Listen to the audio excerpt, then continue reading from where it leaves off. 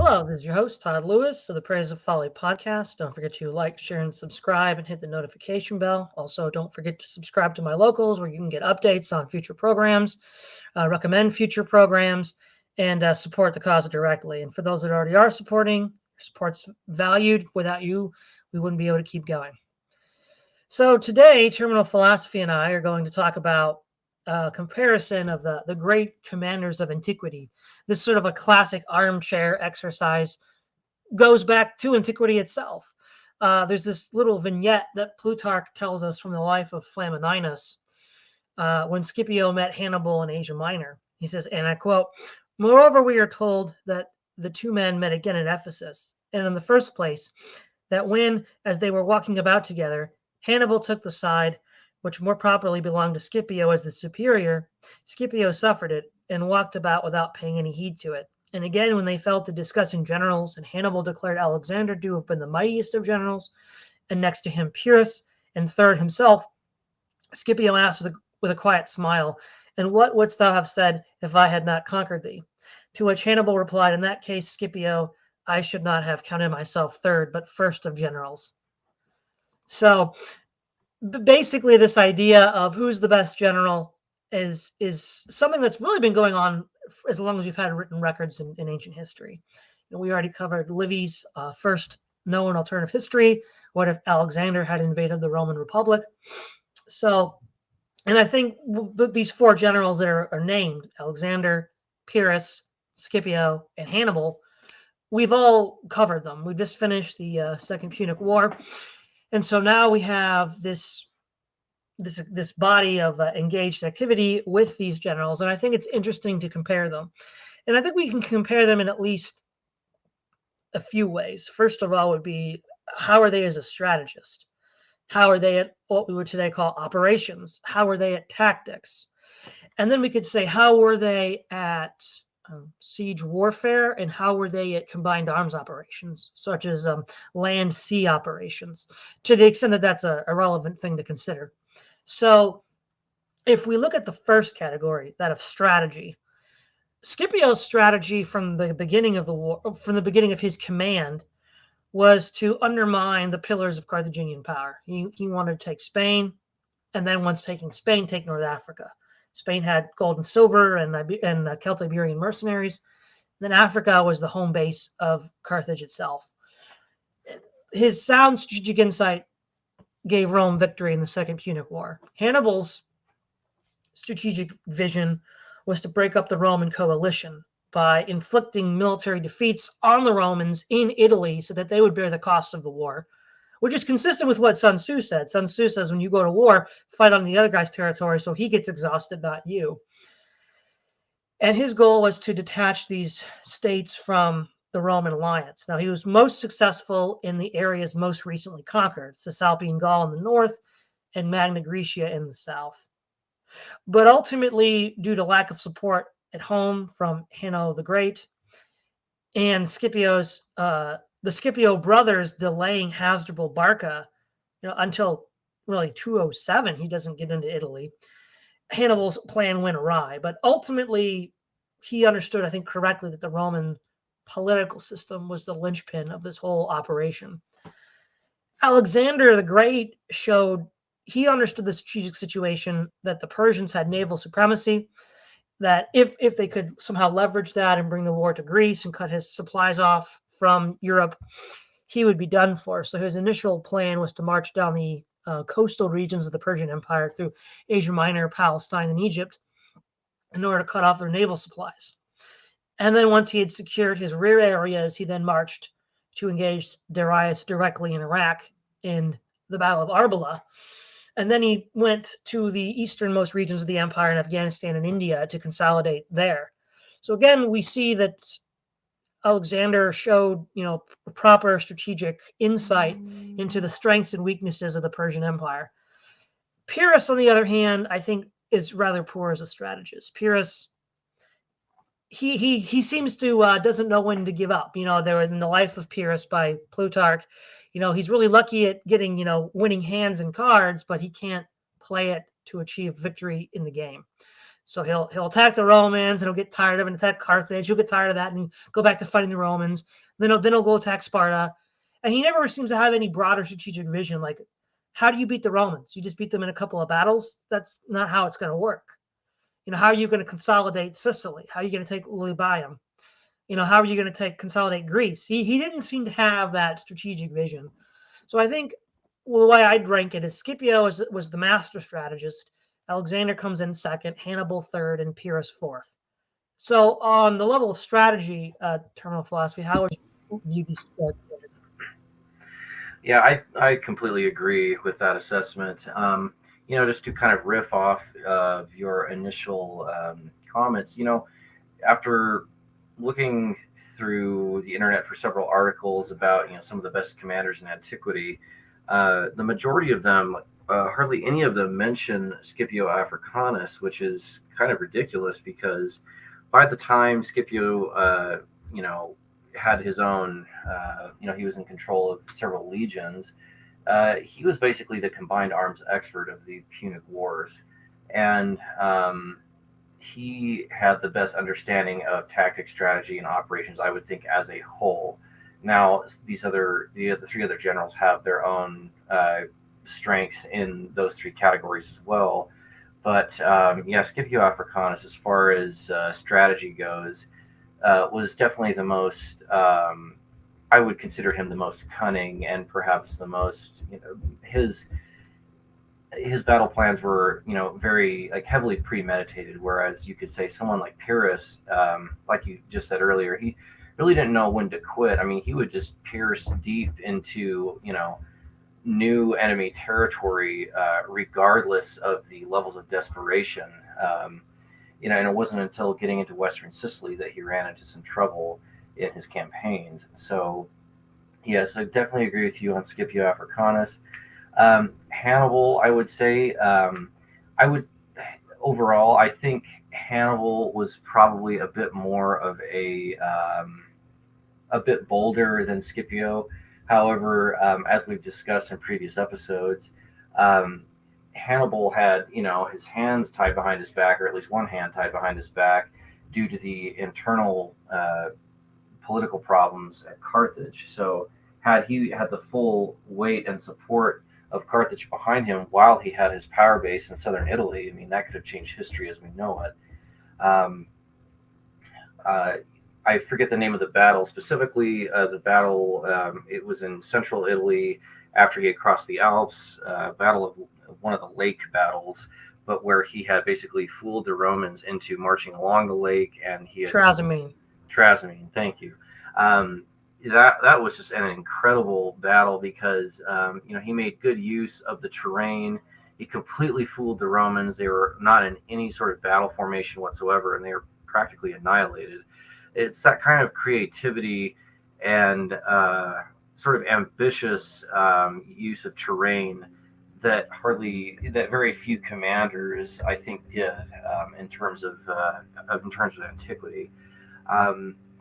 Now, as for Alexander, I think Alexander, he's probably the best, if you can call it this. He's probably the best conquesting general. He's probably the best commander with this sort of grand vision. However, similar to Pyrrhus, he took, he started off with 50,000 men, and it ended up being like a 12-year campaign. I mean, that's just completely bonkers. And the amount of distance that they marched is just quite ridiculous as well. And I do share the opinion that Alexander was probably assassinated by, some of his generals, where, that his officers agreed that, this is just getting out of hand. And who knows what would have happened if Alexander, we talked about this in a previous episode, what if Alexander had marched west? Well, that was just, it was an exhausting, sort of perilous journey for the Macedonians. I will say, though, that Alexander had the great use of the hammer and anvil tactic. He also had a broader understanding that the Persians were very weak militarily. Yes, they had these vast hordes, but they were too bloated, and they honestly didn't have professional soldiers like the Greeks did. By the time that Philip took over his father's military, he had already been set up with, thousands of cavalrymen that came from a equestrian tradition, and he also had the silver shields.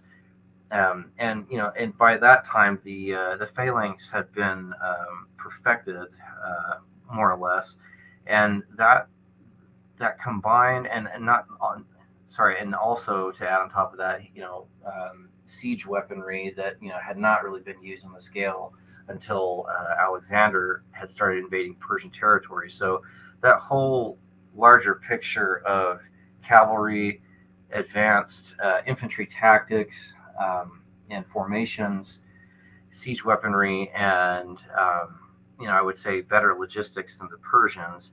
That whole system was just going to make the entire Persian that just folded their entire operation. There's no way that they were going to be able to defend this sort of rolling fortress that Alexander had created. However, I think once again Alexander's vision just became almost kind of an ego thing. I mean, he was named the Pharaoh of Egypt, and I forget the Oracle of Delphi, basically declared him to be some sort of demigod, godlike person. So that probably got to his head, to put it bluntly. And then the last thing I'll say too is that with Pyrrhus, I think Pyrrhus probably saw himself as the next Alexander, and this seems to be laid out somewhat clear in Plutarch's Life of Pyrrhus. I think you summarized it fairly well. He just went too far and too deep, and once you're fighting the Romans and the Carthaginians simultaneously, you've got yourself into a lot of trouble. And then, of course, he returns back to Epirus, and he wants to make war with the Spartans, and eventually, I forget the name of the city that he besieged with elephants.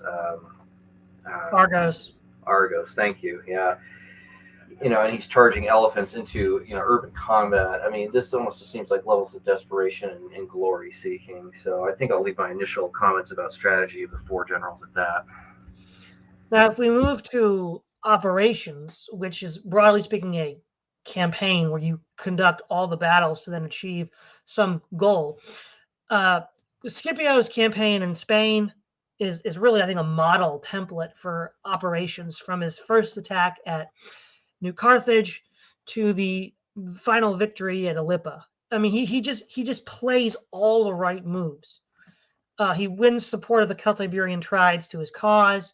He uses intersperses himself between the three Carthaginian armies, Hasdrubal, Barca, Hasdrubal, Gisco, and Mago, and tries to fight them each in turn before they can unite forces against him. Again, this is all classic textbook stuff. His campaign in Africa as well, with Hannibal, Gisco, and Syphax. He uses the subterfuge at the Battle of the Siege of Utica, where he attacks them at night and sets their camps on fire. He's able to use the sort of like subtle tricks, or like at Alyppa, where he shifts the formation around on the day of, to achieve victories, on this scale. Now, Hannibal, he also is the master trickster, able to, march over the Alps, surprise the Romans, ambush them all along the way. But if we look at him as an operational commander, looking at his campaign in Italy, he's not really that successful because he doesn't achieve his operational objectives, which is to build a coalition of these Italian states against the Romans, or also to bring in allies like the Macedonians and the Syracusans to more directly support his cause. Pyrrhus also doesn't do very well in operations. His campaigns against the Romans, and his first clashes with them were technically successful, but he was, these were Pyrrhic victories. And so he decided, or Herculaneum and Beneventum. And he's like, I'm just going to, or Asculum and Herculaneum, we're just going to, go to Sicily. I'm like, just throws in the towel and goes to Sicily. Okay. And then he can't take Lilybaeum, and then he makes himself odious, and the whole country rises up against him. And his broader plan of consolidating the Peloponnesus with the siege of Sparta, again, he fails all of his operational objectives. He's not really good at operations. Alexander, his initial operational objective was the conquest of Asia Minor, and then the conquest of Palestine, and then Egypt just surrenders to him. And he was wildly successful in all of those. And then once he penetrated into the hinterland of the Persian Empire, engaging Darius at Arbela, and then marching into Afghanistan. See, while he's planning to destroy the Persian Empire, he's operationally very successful. But when he sort of shifts over into being the new imperial hegemon of the East, and he just tries to, paint the map his color, like he's playing EU4 or, Hearts of Iron, he's less successful operationally. The Scythian tribes are never actually defeated. A Macedonian column is annihilated at Mariconda by Spithrodates. And to quote the one advisor to Patton in the movie Patton, if you defeat the general's plan, you've defeated the general. So even though Alexander wasn't present at Mariconda, his plan was defeated, and he lost like 15, 50% of his army in one blow. That's not operationally successful. And then in India, his goal was to conquer India, but after the fighting the elephants of Pyrrhus, and then seeing that the Nanda Empire had like 1,000 elephants in tow, his troops mutinied. And so he was operationally much less successful on these further fringes. And I think what Alexander suffered from was mission creep. He was so successful at his original mission of defeating the Persians and becoming the new emperor of Persia that he just thought, well, I can expand my objectives to anything. And of course, it's so broad, so open-ended that he wasn't really able to consolidate. And then, so on operations, I'd say that the best is Scipio. The second best is Alexander. The third best is Hannibal. And poor Pyrrhus comes in last again. So what are your thoughts on operations? Right, yeah, this is another interesting category. I also agree that Scipio Africanus is probably, comes in first as far as operations. Again, because he's probably the most careful thinker in these operations and these campaigns in Sicily and North Africa. And he understood that the Carthaginians had their power base in Spain, and that's something that he told Rome. He had requested from Rome more legions in Spain, not until he had sort of established himself in Spain. I think had Scipio been running the show militarily on behalf of Rome, I think the war possibly could have been finished sooner. But however, yeah, he takes advantage of this sort of fracturing alliance that Carthage had between it and some of the Libyan tribes and the cavalrymen that Carthage had enjoyed recruiting from for years. And lots of, as you mentioned, just lots of subtleties in formation changing to give something that the Carthaginians hadn't seen before on the battlefield. On to, I think, as far as second place goes, I think I'd put Hannibal. I think he, as you mentioned earlier, I think that's a good comparison or a good description that he's, sort of this trickster general. He's just highly unpredictable, and very perhaps even overly ambitious, going doing the greatest flanking or pincer maneuver in history, going from Iberia all the way across France, through the Alps and into Italy. However, he just wasn't operationally successful because there were too many legions fielded in Italy at the time, and B, he just didn't have enough men or the support from Carthage to keep this sort of sustained offensive campaign going.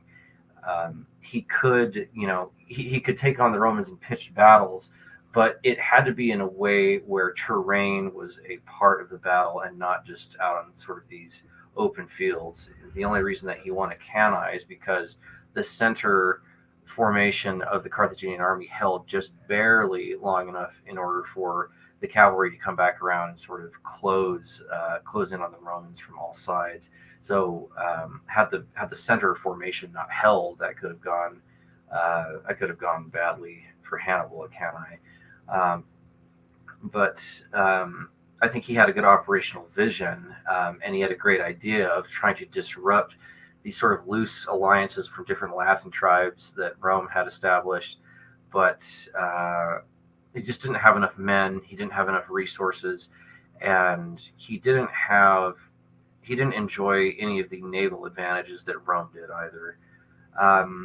The next person I'd put in third place is probably Alexander, although I'm having a tough time putting Alexander third or fourth, between Pyrrhus and Alexander, between third or fourth. And the reasoning for that is that they both, I think what you said earlier is accurate. They both, I believe, suffered from mission creep, where, after one or two successful battles, either in Pyrrhus's case against the Romans or in Alexander's case against the Persians, there was sort of, once you get this taste on your lips of conquest, you just sort of keep going.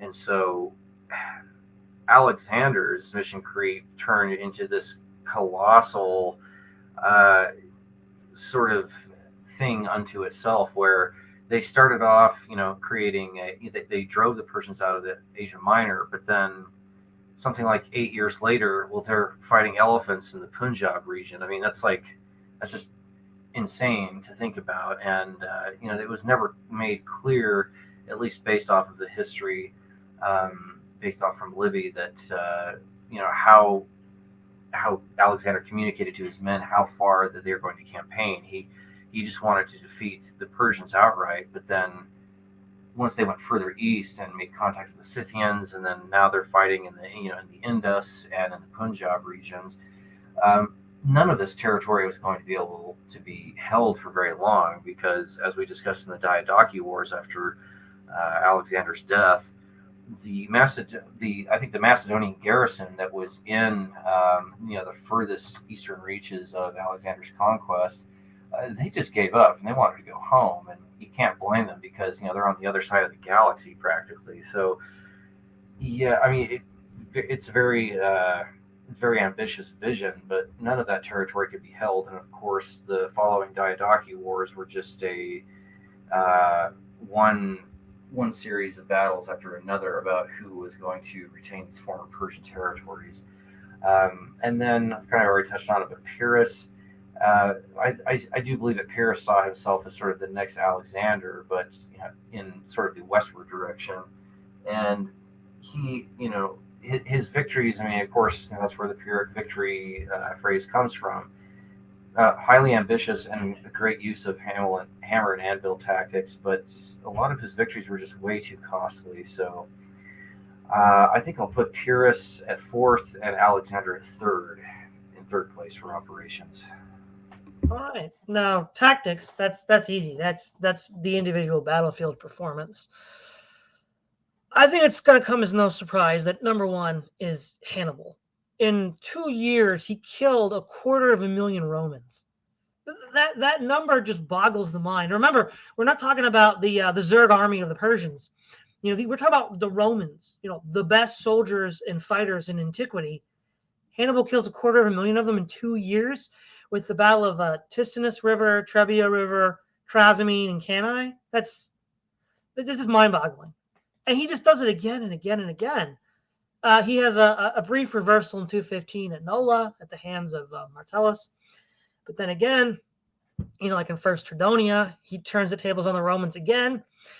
With a 211, and he kills like another 40,000, even that late in the war. I mean, he's just a machine. If the Romans put themselves in a situation where he has room to maneuver and outflank them, they're just going to be annihilated. Number two, I would put Scipio, because what Scipio does specifically at Alyppa and the Battle of the Bagradas River and Zama is the Carthaginians are no slouches, as we've already demonstrated in the Greco-Punic Wars of Sicily, that they gave as good as they got. And, by the beginning of the First Punic War, Rome was afraid that Syracuse would eventually fall to Carthage. So defeating these Carthaginian armies, like Hasdrubal Gisco, like Hasdrubal Barca, like, of course, Hannibal Barca himself, is no mean feat. And he shows that he can adopt, the student can learn from the master. The Battle of Bagirdas River, he basically has completely copied Hannibal's formation, and he effectively uses the refused center strategy to fight the Carthaginians and leave their elite African troops until the very end of the battle to be destroyed in detail. So, and then at Zama, he has the upper hand with his cavalry formations, and that's the decisive element against Hannibal there. Alexander, of course, scored numerous victories against the Persians, Granicus River, Issus, and Gaugamela. He also was flexible enough to deal with new opponents. He used, archers and ballistas to cross the Jaxartes rivers and drive off the Scythian horse archers, which, again, given the history of the dominance of horse archers throughout this period and beyond, culminating with the Mongols, that's no mean feat. And then he defeated elephants at Hydaspes. So Hannibal, or Alexander, showed himself to be very flexible. But I would say it's not really until he fights the Scythians and the Indians that he actually has a real opponent. The Persians are a bit of a joke. I mean, from Marathon in 490 until Gaugamela in 334 BC, or 331 BC, they have hardly any victories to their name against the Greeks. So they were already getting slammed by the Greeks. So it's no great feat defeating Persian armies. Maybe it's a great feat to march from from Greece to the Indus, but I would put him at a third. And then, of course, Pyrrhus tactically was successful in the first two battles against the Romans. He was successful against the Carthaginians in Sicily. But then he does lose to the Romans in his last battle at Heraclea. So he clearly doesn't really have the staying power to deal with new innovations. So he had brought the elephants over to the west, introducing them to Carthage and Rome. And that was where he got a lot of his early victories. But as soon as the Romans could figure out how to counter the elephants, he sort of lost his best chance. And his last two battles in Spain are sieges, or not Spain, Greece were sieges, and we'll cover that when we cover siege warfare. I would rank him as fourth for tactics. So just to repeat again, Hannibal, Scipio, Alexander, and Pyrrhus for tactics. Terminal flying. Sure, yeah. As far as the tactical strat or the category goes, I'll agree with you on that overall spread. Yeah, Hannibal, I think, again, I think he was the most creative and probably the most cunning tactician, because, I can't remember the amount of legions. I think it was there were something like 19 to 20 legions that were fielded in the Second Punic War, and 13 of them were in Italy. And so that's how much trouble that Hannibal had attracted to him by the time he established his power base in southern Italy, places like Tarentum and other places like that. So it wasn't only, sometimes it wasn't just the use of elephants necessarily from Hannibal. It was more of the creative use of terrain and sort of feigned retreats and smoke signals and various creative uses of ruses and things like that made Hannibal so unpredictable, because he was able to catch multiple Roman legions out of their formation and fight them completely on their back foot and not in their comfort zone in a spread out formation in an open field. So Hannibal knew how to disrupt and absolutely annihilate Roman armies based off of sort of getting at that sweet spot of the best use of terrain in central Italy.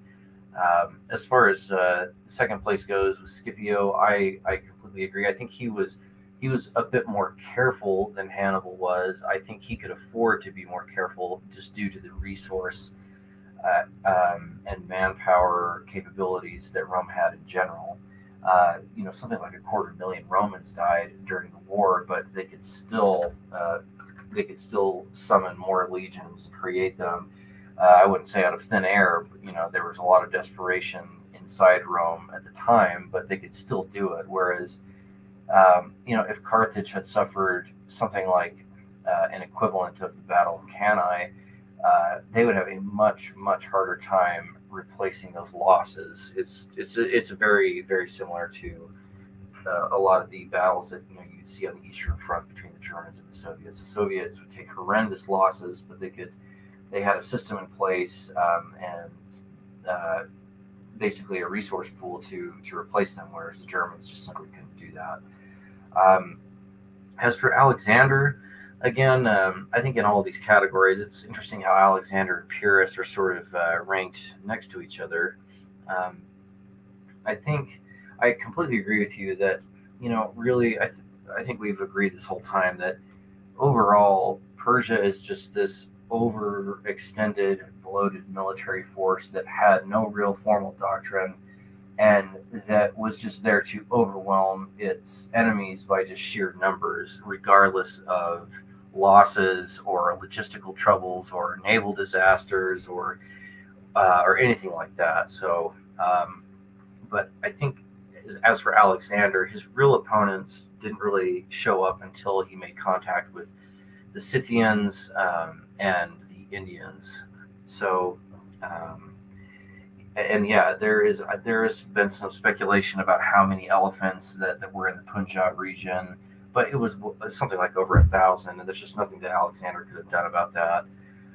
And then, of course, he campaigns further south towards the Indus, and then there's the march across the desert, which is in modern-day southern Iran, which, who knows, there's some speculation that was actually to punish his troops for not sharing the same amount of enthusiasm for conquest as Alexander did. So, yeah, there's some problems there. And then, but Alexander didn't conquer all of that by just being lucky. I mean, he basically inherited the best military in the entire world at the time. So he made good use of the hammer and anvil tactics, these combined arm tactics of cavalry and infantry.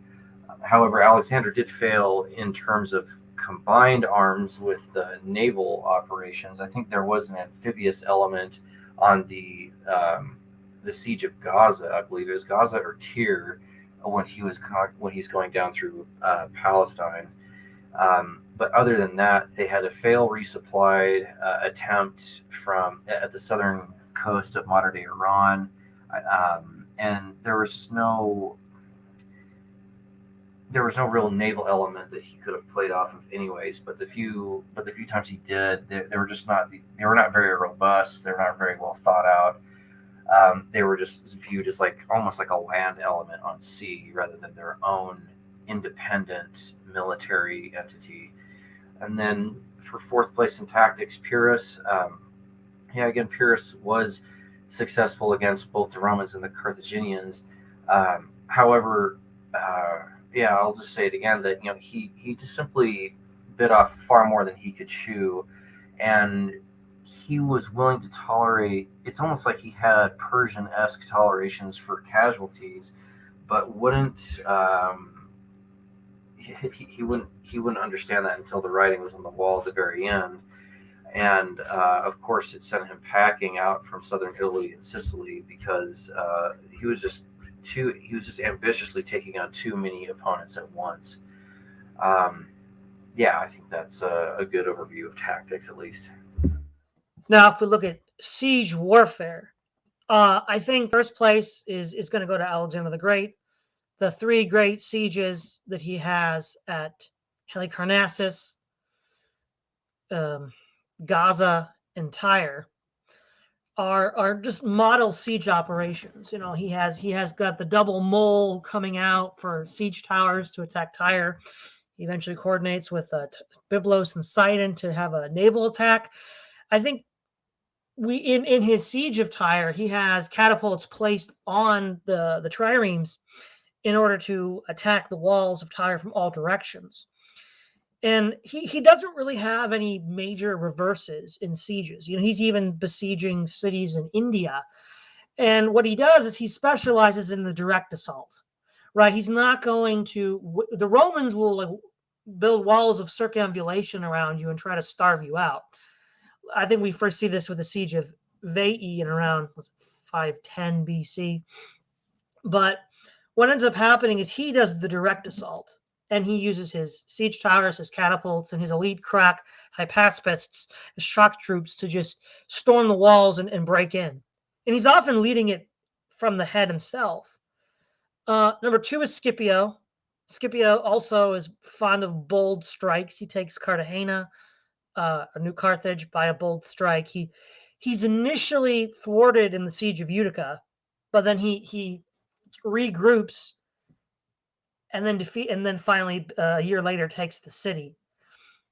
And those are really the two main siege operations that he has. Hannibal he could only take a city by subterfuge. He took Tarentum by subterfuge, but then lost it the same way to Fabius Maximus. So I place him at third. And then this is where we get to the infamous siege of Sparta and Argos. Pyrrhus just did such an awful job in his last campaigns. I mean, he was using elephants in urban combat. The Spartans built a trench to prevent the elephants they can't jump. Elephants can't jump, so they couldn't cross the trench. And his troops just did frontal assaults on this trench, just depleting their resources. And then, of course, he sends elephants into the streets of Argos. They panic and run over his own men. I mean, this is awfully bad. It's just so bad. It's like, why would you even send elephants into a situation like that? He ought to have known better, because in the early days of the Diadochi War, when Ptolemy's Egypt was invaded, one of the sieges was Pelusium. The elephants were trying to attack the city, and they put like sharpened stakes underneath the gate. So when the elephants would like walk up to the gate, they'd walk on these sharpened stakes and madden themselves and stampede into the attacking army. And so we already knew that elephants were of no use in urban setting, 30, 40 years before the siege of Sparta and Argos. So to repeat, siege warfare: Alexander number 1, Scipio number 2, Hannibal number 3, Pyrrhus number 4. Right. Yeah, I'll accept that as well. I think Alexander gets probably first place in siege warfare simply because of the amount of the volume of settlements that he had taken. That, and he had also he had inherited one of the best siege warfare engineers that was under his father, who's I was trying to find his name just barely, but it'll come to me later. But he had developed things like siege towers and battering. Philip. Say again. Philip. Yeah, I think so. Yeah. But anyways, yeah, he had, just from the sheer volume of settlements that Alexander had taken, and being set up with the proper tools in the first place, basically set him up to be the best amongst these all 4 generals in terms of siege warfare. Scipio, I agree, is definitely in second place. Again, there was creative use, in his approaches to some of these sieges. Sometimes it wasn't just about surrounding and sieging the city. Sometimes there was the use of subterfuge, and sometimes Scipio was good at sort of disrupting whatever alliances that Hannibal had recently established between former Roman allies. So Scipio was a bit more hospitable to, at least compared to not Fabius Maximus, but the other, the 2 generals that shared the army, Fabius and the other general. I forget his name. There's a lot of Latin names being thrown around here, but that particular general was a bit more ruthless towards traitors to Rome, whereas Scipio was willing to sort of rebuild and sort of and negotiate some of these relationships again, if it would save him from going on some long sort of siege related battle. Now, for third place for Hannibal, I'll say that I agree that he's in third place, and I think that Hannibal was never, I think it's just clear that he was never into siege warfare to begin with. That was never a big intention of his to just besiege one large city or settlement after another in the way that Alexander did. I think he was there to disrupt. He was there in Italy to annihilate Roman legions, to disrupt their relations with these Latin tribes and city states, and basically use that as a foundation to undermine Rome eventually, somehow, some way. I think if he had the strength to do it, he would have besieged Rome. He probably could have made that march from roughly post Cannae all the way up to Rome. He probably could have done it if he would have done it if he knew he had the men. But the reason why he wasn't willing to do that, because he just simply didn't have the men and the resources. He preferred to be out in the terrain, in the hills, drawing attention to himself, and trying to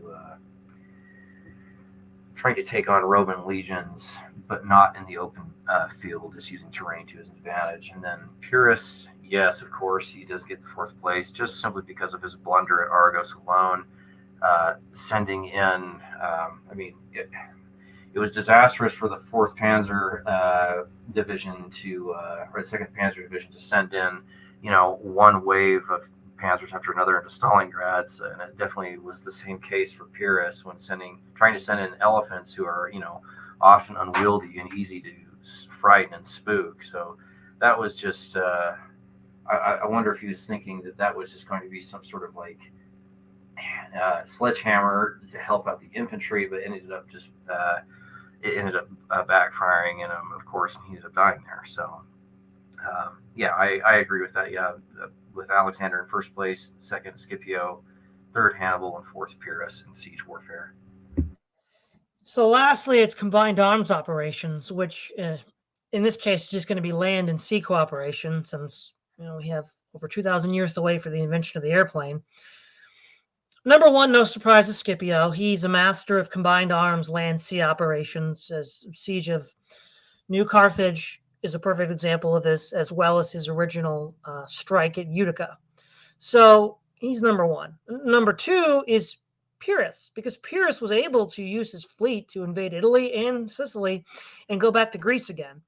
So he was certainly able to coordinate complicated overseas maneuvers in a way that Alexander and Hannibal were not. Hannibal never really had any naval assets at all, so it's not really, you can't really compare him in any sort of combined arms operation of this kind. So it's a little hard to classify Hannibal. And then Alexander, I think, just did awful. I mean, yes, the siege of Tyre, he did have supporting Phoenician ships from Byblos and Sidon to help out. But his Indian campaign and his march through the Judosian desert back to Babylon was a complete disaster. The fleet that was supposed to shadow them. Remember, they're not fighting any enemy fleets. There's no hostile fleet for this group. It's just following alongside with the army to get to the mouth of the Tigris and Euphrates rivers, and they couldn't even do that. And so that was a disastrous move.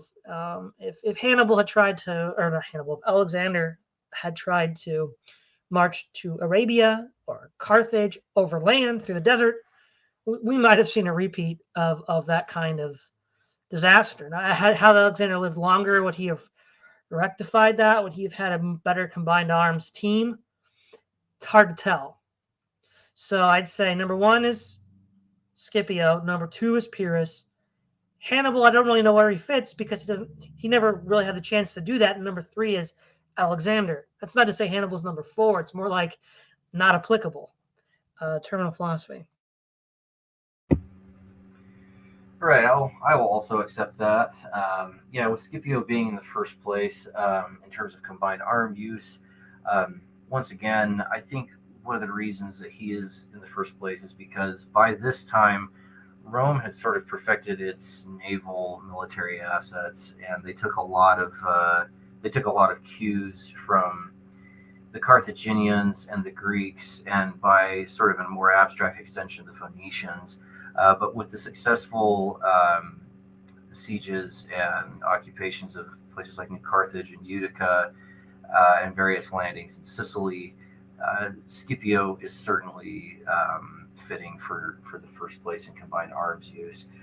But that's because, again, it's Rome no longer saw, um, or at least this was the beginnings of in naval warfare, where ships were not just these sort of quasi land elements out in the sea. They had their own sort of important logistical and tactical and sort of siege aspects to them that are independent of the land warfare.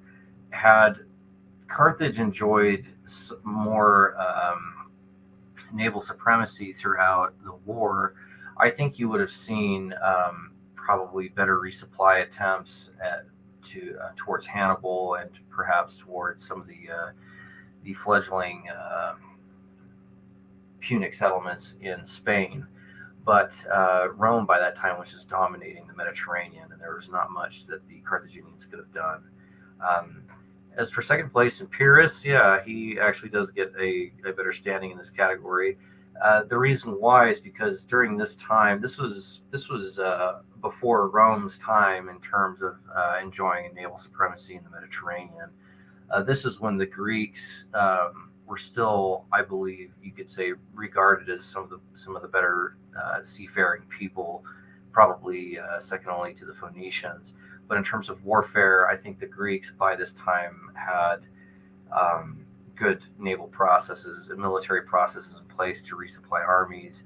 And I'm trying to think of anything else to say in regards to Pyrrhus, but yeah, he had multiple successful landings in places like Tarentum in southern Italy and eastern Sicily. I believe one of his landings, it wasn't Syracuse, but it wasn't Messina, but it was on the eastern coast of Sicily.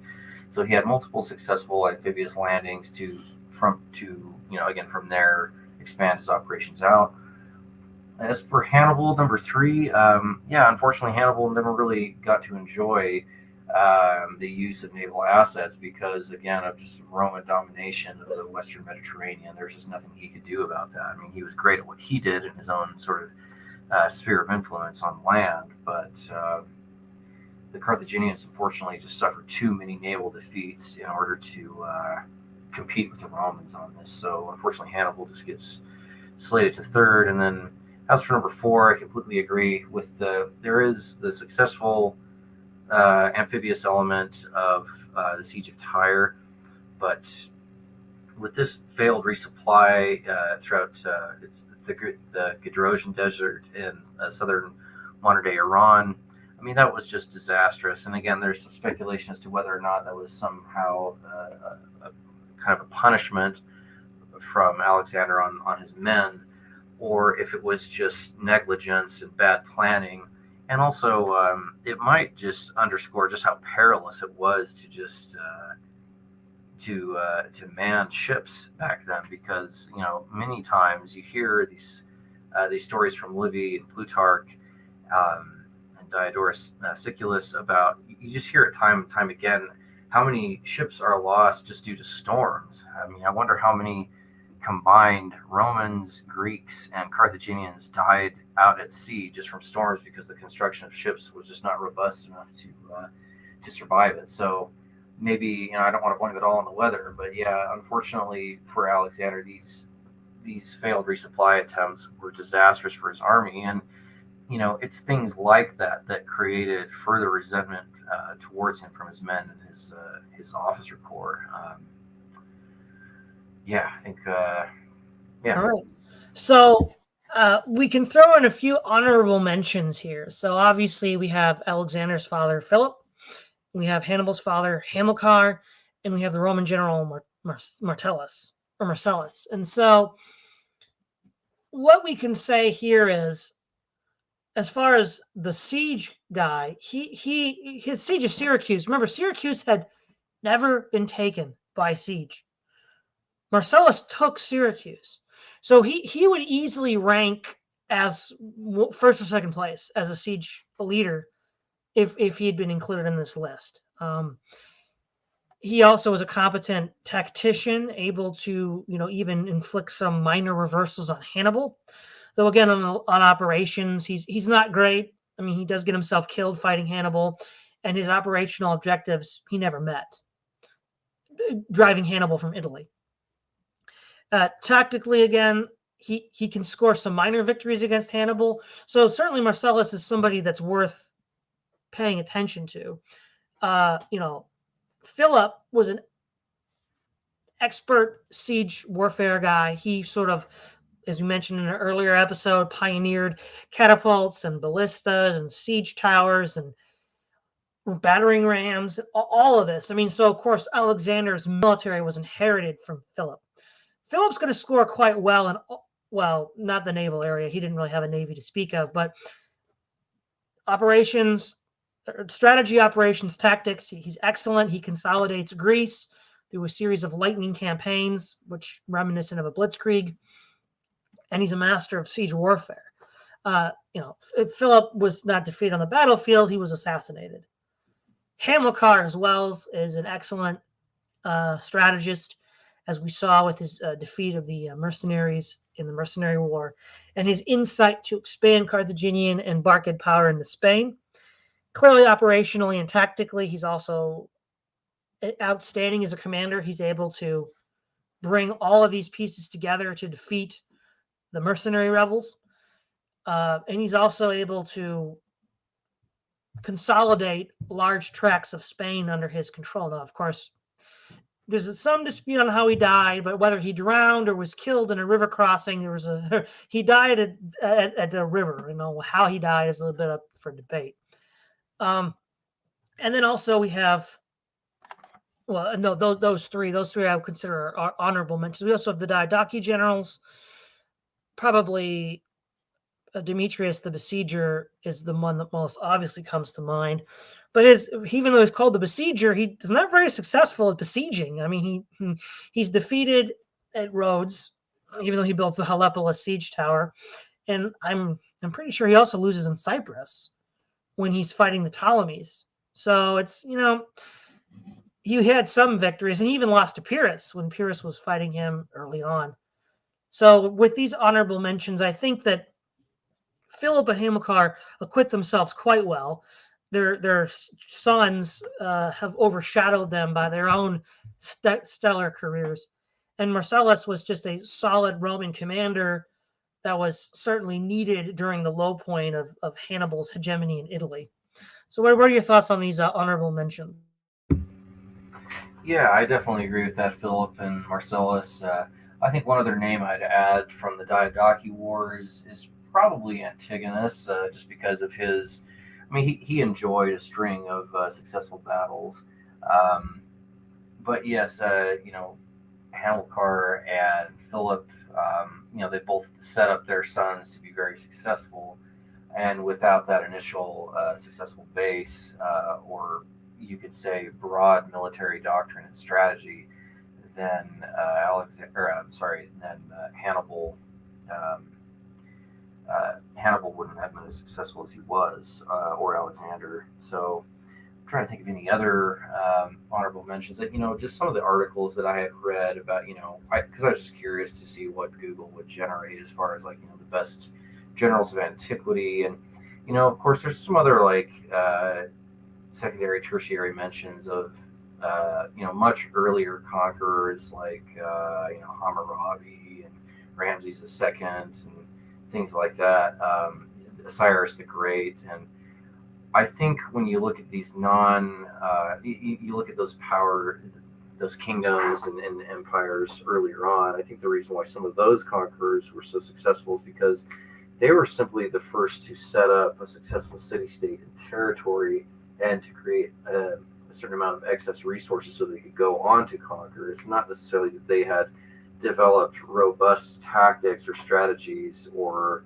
weaponry or anything like that. It's just that they were able to amass troops faster than their neighbors who were still in these sort of that they're in very, very early stages of city-state status. So yeah, again, I don't consider Ramses II or Hammurabi or